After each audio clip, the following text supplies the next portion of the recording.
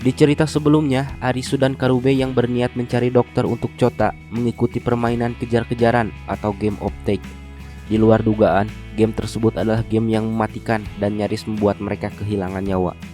Apa yang akan terjadi selanjutnya? Berikut adalah episode ketiga dari serial Alice in Borderland.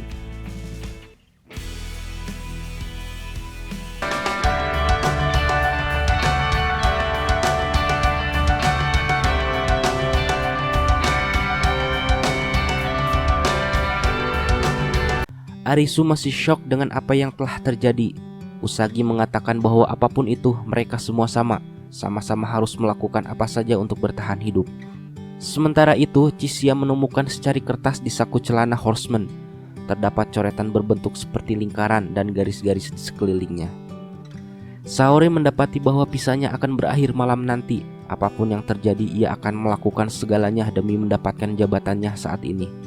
Ia bertekad untuk kembali ke kehidupan sebelumnya. Tak lama Arisu dan Karube datang.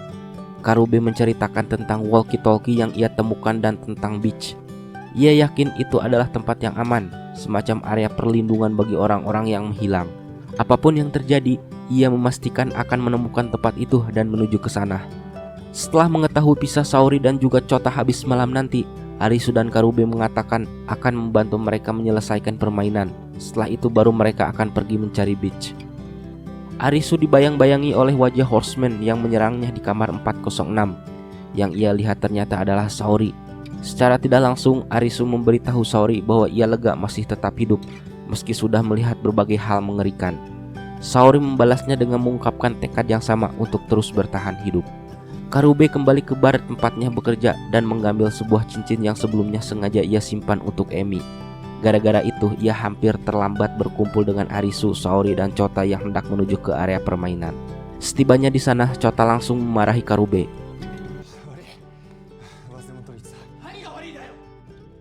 Ia menganggapnya tidak peduli dengan dirinya yang pisahnya hampir habis. Arisu dan Karube heran melihat sikap Chota. Setelah berjalan beberapa saat, mereka tiba di sebuah taman botanikal, Shinjuku Natural Botanical Garden, tempat game yang akan berlangsung. Di dalam, mereka mendapati sebuah meja yang penuh berisikan senjata tajam dan alat berat. Terdapat pula ponsel pemandu permainan serta semacam perangkat kacamata VR yang berjumlah 4 unit. Masing-masing diminta untuk mengenakan kacamata tersebut. Setelah dipakai, otomatis terlihat berbagai informasi di layar. Juga muncul kalung yang langsung melingkar leher mereka. Begitu dimulai, diberitahukan bahwa tingkat kesulitan adalah 7 hati. Nama permainannya adalah Hide and Seek, sembunyi-sembunyian. Aturannya, 1 orang akan menjadi serigala dan 3 orang lainnya menjadi domba.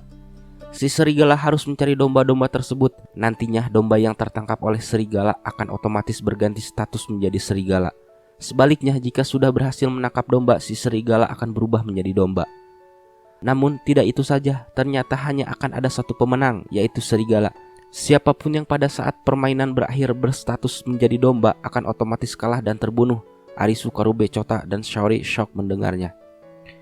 Secara acak lantas dipilih 1 orang menjadi serigala. Ia adalah Chota, dan permainan dengan durasi 15 menit pun dimulai.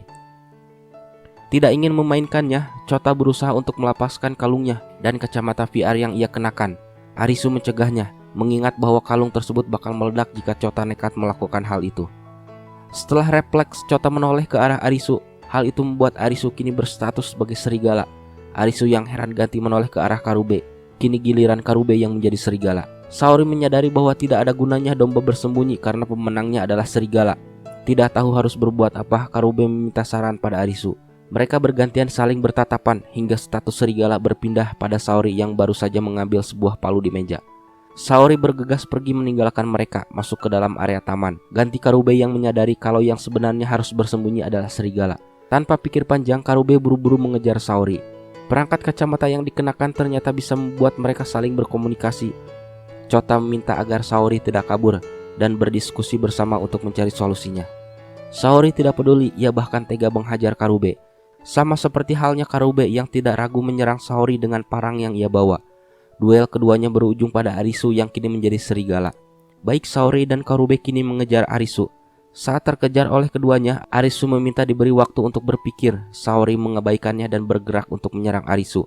Tanpa disangka Chota muncul dan langsung menyergap Saori. Kesempatan ini digunakan oleh Arisu untuk kabur. Kini tersisa Karube yang mengejar Arisu. Karube sendiri juga ingin tetap hidup meski harus mengorbankan nyawa sahabatnya. Setelah mencari tempat aman, Arisu berusaha membuka kacamata yang ia kenakan. Usahanya gagal. Di saat menatap ke kaca yang ada di hadapannya, ia kembali terbayang momen di mana Horseman yang menyerangnya meninggal. Hal itu membuat Arisu menjadi panik dan tidak ingin mengalami nasib serupa. Ia pun bergegas bersembunyi agar tidak ketahuan oleh Karube. Waktu berlalu, 5 menit kini durasi tersisa. Chota mengungkapkan bahwa ia tidak peduli siapa dari mereka yang akan bertahan. Ia hanya tidak ingin persahabatan mereka berakhir dengan kondisi seperti ini. Dalam persembunyiannya, Arisu teringat dengan masa-masa menyenangkan yang ia jalani bersama Karube dan Chota selama ini. Betapa mereka selalu ada di saat dirinya terpuruk. Arisu kemudian mengungkapkan keinginannya untuk mundur dari game tersebut. Baginya hanya Karube dan Chota yang ia miliki. Ia tidak ingin tetap hidup jika harus kehilangan keduanya. Dengan waktu tersisa hanya tinggal 3 menit, Arisu bergegas mencari kedua sahabatnya itu. Namun begitu, keduanya justru memilih untuk menghindar dan bersembunyi dari Arisu. Saori sendiri sengaja diseret dan disekap oleh Chota agar ia tidak terlihat oleh Arisu. Di saat-saat terakhir, Karube menceritakan betapa bahagianya momen-momen yang ia jalani bersama Arisu dan Chota. Chota mengiyakan sambil menangis. Ia lantas berpesan agar Arisu tetap hidup. Saori yang sadar tidak bisa lagi berbuat apa-apa akhirnya hanya bisa memeluk Chota. Sementara itu di saat 10 detik tersisa, Karube muncul di depan Arisu dan mengucapkan selamat tinggal. Arisu berusaha secepat mungkin mendatangi Karube, namun terlambat. Waktu habis dan kalung yang dikenakan Karube meledak. Begitu juga dengan Chota dan Saori. Arisu pun menjadi shock dan histeris. Itulah alur cerita dari episode ketiga. Nantikan episode selanjutnya.